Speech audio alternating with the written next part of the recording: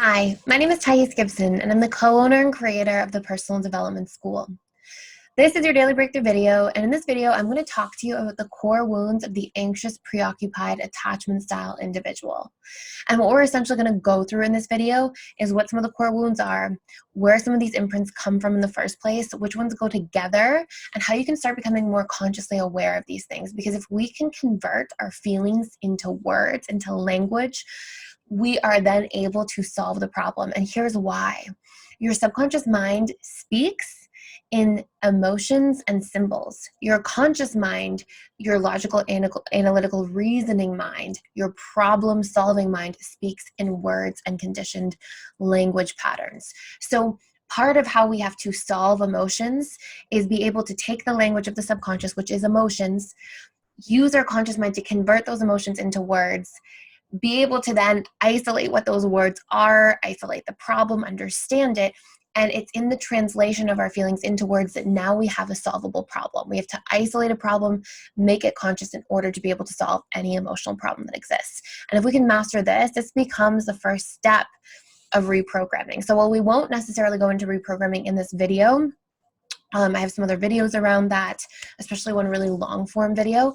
But what I will do here is I will take you through the core wounds, help you understand them at the emotional level and the word level so that you have your conscious awareness to use ahead of time, which will make it so much easier to navigate these problems in the moment itself.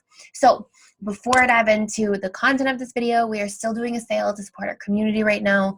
I know there's still a lot of uncertainty happening around the world, and we are going to be here to support you guys for as long as that uncertainty is sort of bubbling away.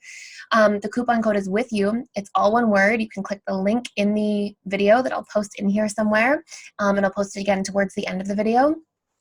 And we are also doing, I'm co-hosting a free summit over the weekend on the 20th and 21st. And you can get the link to sign up for free in the description of this video below. So not in the video box, but like in the actual description below. So I hope to see you guys there.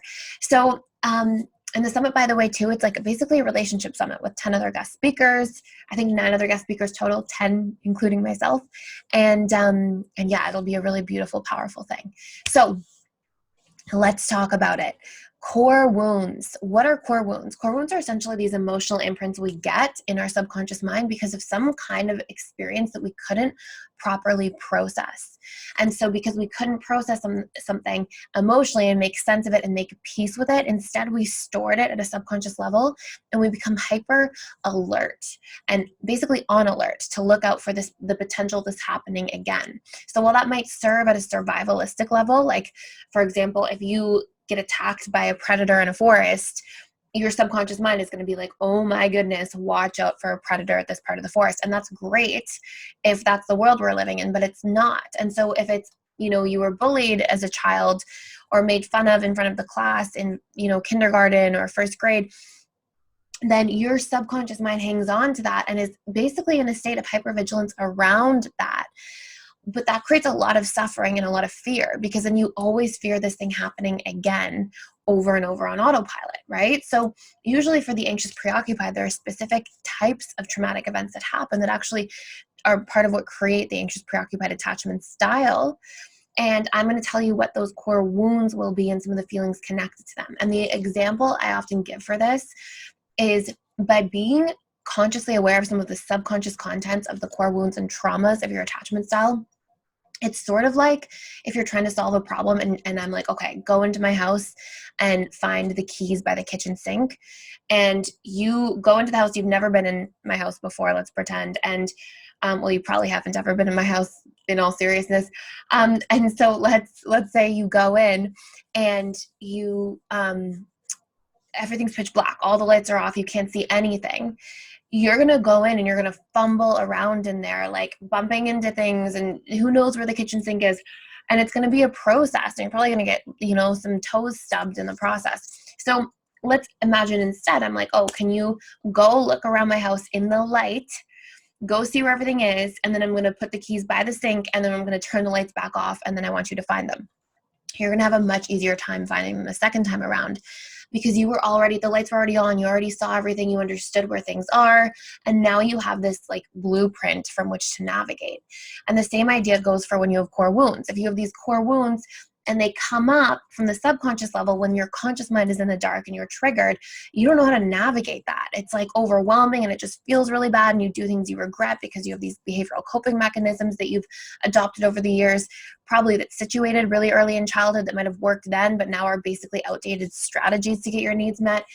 Versus if you can witness what's going on and label it and understand it and identify it, that's actually the first step to turning your conscious mind back online and actually solving these emotional problems. So here is what you can do. First, I want you to know what your core wounds are. Core wounds of the anxious preoccupied are, I will be abandoned and that makes me unsafe. And usually this is because there was some kind of inconsistency that created perpetual feelings of emotional abandonment happening enough. And because the subconscious mind is programmed through repetition plus emotion, these things together, having that like imprinting happen often enough where there's emotional abandonment, created this big, deep fear of abandonment as a whole.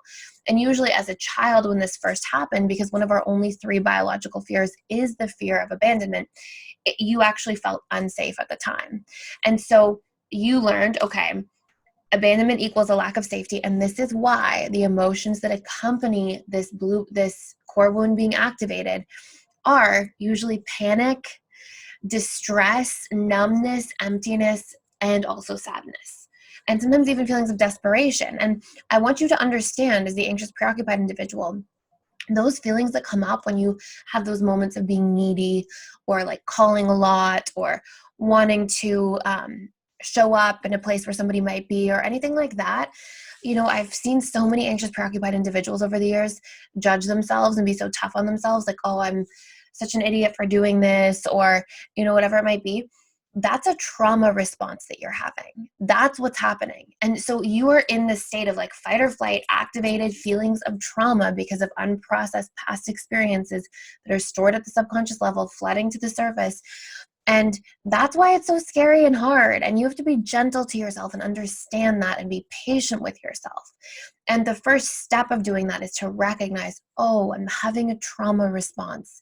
And honestly, the second step, while I won't go into it in this specific video, has a lot to do with reprogramming these core wounds and also soothing yourself and practicing soothing yourself often enough and meeting your own needs and being able to regulate your emotions by labeling them, questioning some of the stories that you're telling in your subconscious mind. And when you can start pulling all those things together and soothe yourself as a result, there's steps for them and stuff. We have like amazing steps inside of the courses, especially in the advanced anxious preoccupied attachment style course in the school, and in how you show up in the different 6 stages of relationships, and all of that stuff are going to help you to reprogram these things. But the core piece here is that as you go through this whole process,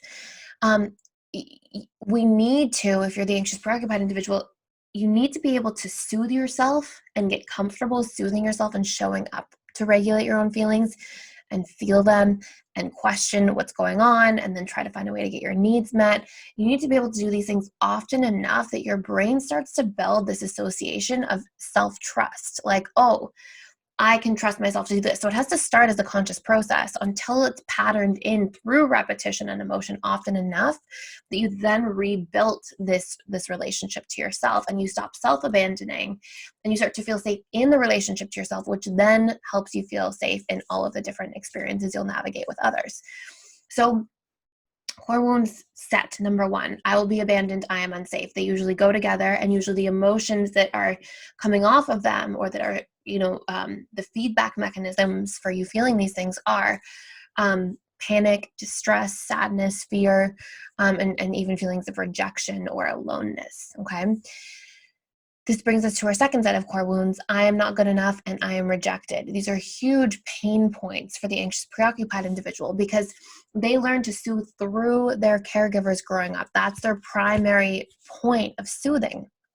And so when you don't learn to self-soothe, you're so dependent on your caregivers, not just for survival, but for your feelings of emotional well-being, which means there's that much more fragility if that caregiver is unavailable. And it feels so much more like a rejection than it would for somebody who has figured out how to self-soothe because that's been their coping mechanism, like a dismissive avoidant or a fearful avoidant who at least has that part of them, that side of them, or obviously a secure person who does that from a healthy space. But because there's that, like, oh, at least I can trust myself and count on myself a little bit. If somebody's not available, it doesn't like permeate the same way.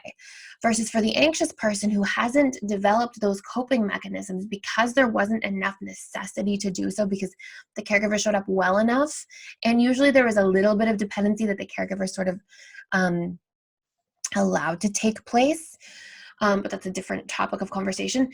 Basically, the anxious preoccupied doesn't get the ability to learn to practice that skill. And so if that's not programmed into you, it's so friggin' scary when somebody's not available to you. It hurts that much more. You feel that much more fragile if something's not going right in your relationships.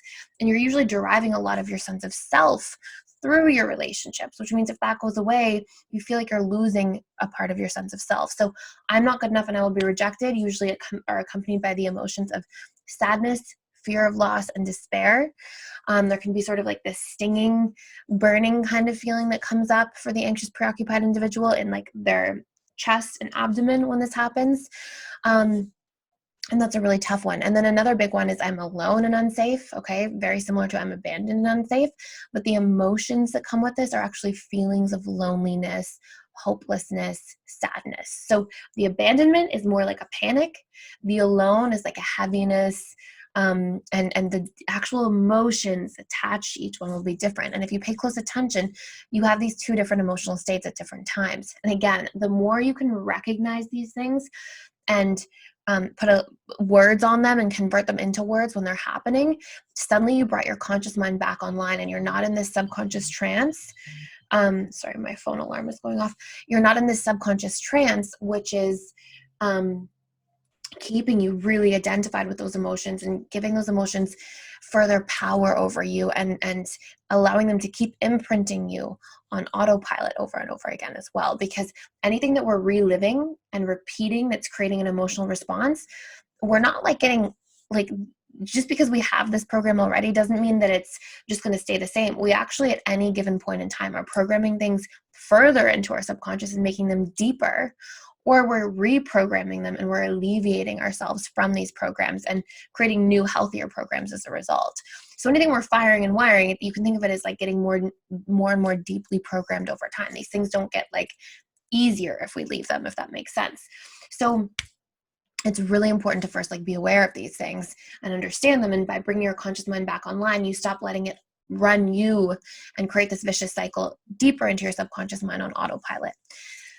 The next core wounds, I am disliked, excluded, or don't belong. This will be a really painful one. It'll be like a stinging one, sort of like a burning hurt, jealousy, sadness, and fear all combined. And again, you'll feel that sort of in your upper torso area. And this has a lot to do with peers, because the anxious preoccupied attachment style, they're so much deriving themselves through their relationships that this core wound is more likely to happen in the peer group. And even though,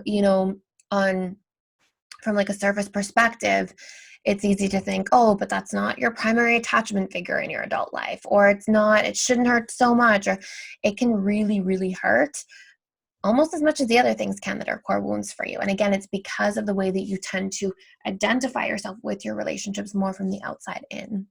I am disconnected is also a core wound. And then another big set that tend to go together at the very end here are I don't matter, I am unseen, or I am unheard. Or I am unimportant sort of goes with I don't matter. So these feelings of being unseen and heard can sort of trigger those other patterns of I don't matter or I'm unimportant. And usually there's just a sadness and a smallness that you'll feel if this core wound is happening. So what I want you to do with this is start noticing what core wounds are yours and when they come up, because the more we can observe them, we create space around them. And when we bring our conscious mind online by bringing the language component into how we process this is the space that we can then start making change from and soothing ourselves from. And a big part of this is questioning these stories, right? Just because, somebody didn't invite you to something and maybe they forgot, does that really mean that you're disliked? Can you 100% know that? And by questioning some of these things and trying to equilibrate the story on the other side, this helps us to take the power away from that wound from reigniting or reactivating itself on autopilot. So I do have a course coming out inside of PDS literally tomorrow. And it's an in-depth course on reprogramming your subconscious mind. And there's over 20, I think we have 22 reprogramming tools in there total, where you can like figure out what really resonates with you and do a deep dive into that. But of course, we also have the different attachment style courses and belief reprogramming course for anxious preoccupieds, especially, or individually. I will add some stuff around that. I already have a little bit of content on this channel if you're looking. But obviously, just in terms of like the length of everything and how long it takes to go through all these tools, that's obviously going to be the best resource, because the courses are like 2-3 hours long and go really in depth into all of this stuff. So stay tuned for that. Thank you so much for being here. Please like, share, and subscribe if you're getting a lot of value out of this channel. And I will see you in the next video.